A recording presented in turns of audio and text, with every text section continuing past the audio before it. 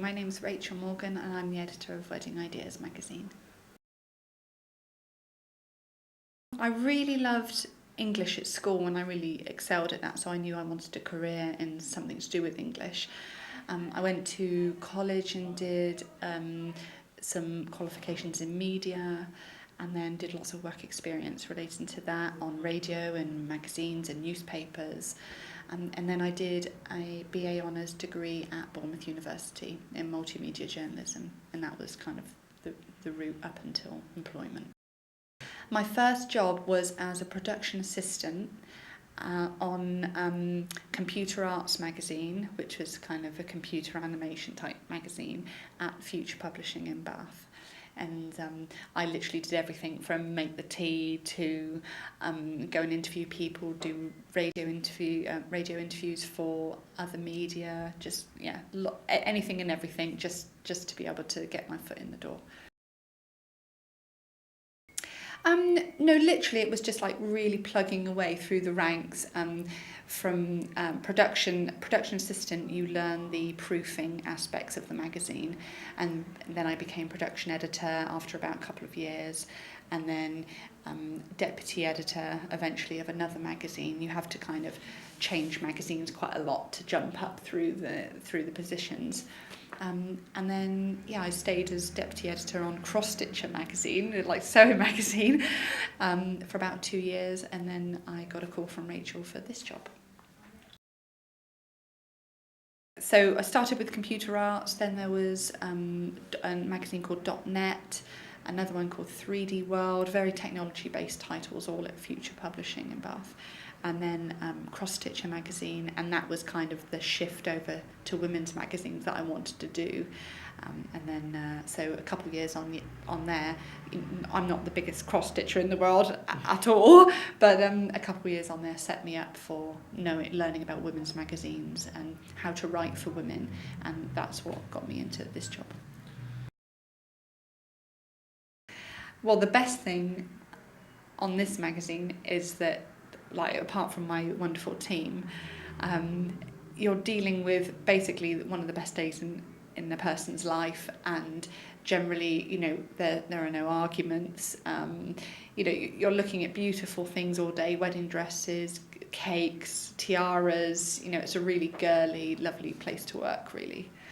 I would guess the worst thing is deadlines, I guess, but you get that on any magazine, and it adds to the kind of fun of it, really. Okay, typical day would start off with a meeting probably with my deputy editor, seeing what she's got to do for the day and planning our days. I would then have a look at the flat plan. This is literally a map of the magazine, where I can put in the adverts that need to go in and the editorial pages that I've already forward commissioned for about the next 12 months, and that's what I've been doing this morning. And then going through emails, I think I get on average about 80 to 100 a day, answering PR queries, answering people that want to do competitions with us, and just literally seeing what I've got in that issue is the right mix of things, and getting different things if it's not. In terms of the team, I'm obviously the editor. I drive the content of the magazine, what we're going to be doing from issue to issue. Jade is my deputy editor, so she comes up with ideas and tells me if my ideas are stupid and kind of keeps me on the right track. She also does all of the bridesmaids features in the magazine. Sophie takes care of all of the details section of the magazine, so any accessories, any shoes, any tiaras, bracelets, all that kind of thing. And Alice really has the hardest job because she takes care of our real life weddings, and we have the most real life weddings of any bridal title in the UK at the moment, and it's really a massive section over like 50 pages. She writes people's weddings every issue, but it's the most popular section of the magazine, so a very important job. And then we've got the art guys. We've got Colin, Ben and Andy, who take care of the look and feel of the magazine. and lay out all the features and everything. So really, we are the smallest team in terms of editorial and ads. Like, there are only 14 people in our whole company, and there are usually 14 people just on an editorial team on a normal magazine. So yeah, we work quite hard, but we're very proud of our product.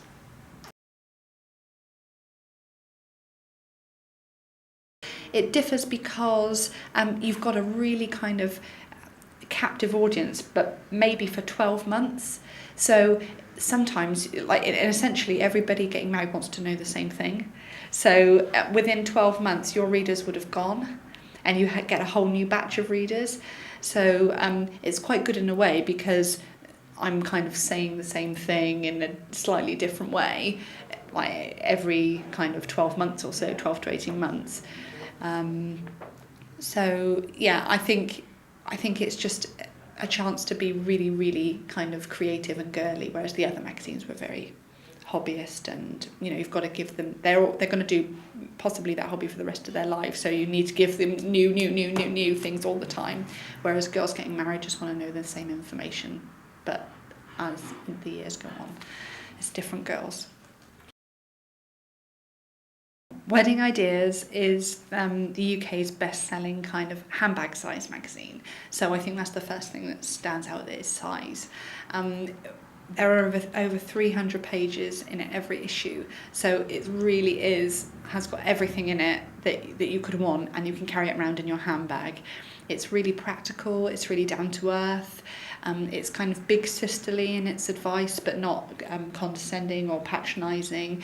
So, and we also show a range of details and ideas for a range of budgets. So whether you've got 5,000 to spend on your wedding or 45,000, there's something in it for you.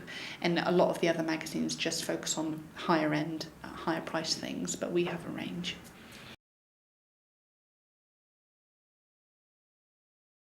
Yeah, we've got a really successful website at the moment. We try to emulate kind of the community feel that we've got in the magazine on the website, so a girl feels familiar when she's looking at the content on the website. I wouldn't say it's damaged magazine sales in any way, but it's just like a bride is so hungry for information when she's getting married. She wants to see the latest dresses, the latest details and everything. And the internet and our blogs and our Facebook and our Twitter outlets just let us do that even quicker and get the ideas to the brides even quicker. So it's all added value really for the bride. It's not hurting the magazine in any way. Oh yes, yeah. We have in the magazine. Yeah, before we've covered gay and lesbian weddings. So yeah, it's really all about the ideas, and if they've got really cool ideas that, a favour idea that a lesbian couple have would, it could easily be used by someone else. So it's just the quality of the ideas we're looking for really. Well, we've literally just sent the Royal Wedding Special to the printers. So we've got a whole issue themed around Kate's dress and we'll focus on real brides a lot in Wedding Ideas. So dresses for real brides, accessories, just everything to do with the royal wedding, how she's going to have her hair, what venues are like Kate that you could possibly afford, everything to do with Kate. I think it's amazing. I think it's going to be an amazing day. I think it's very important, and I think people should really get behind them and support them. I think they're an incredible couple, a credible example, incredible two people to represent this country abroad, and I think we should get behind them. And in these horrible, dark recession times, this is something to look forward to. I think they're being more careful with their budgets and wanting more for their money. So I don't think they're necessarily cutting back how much they spend, but they're just looking for more services for that spend really. Like a lot of bridal shops do, if you buy a bridal dress you get 2 bridesmaids free. That's been very popular recently, and we have a lot of reader offers in the magazine, like 10% off tiaras or things like that. So people are just being a little bit more clever on what they offer brides, and it hasn't really been affected that badly.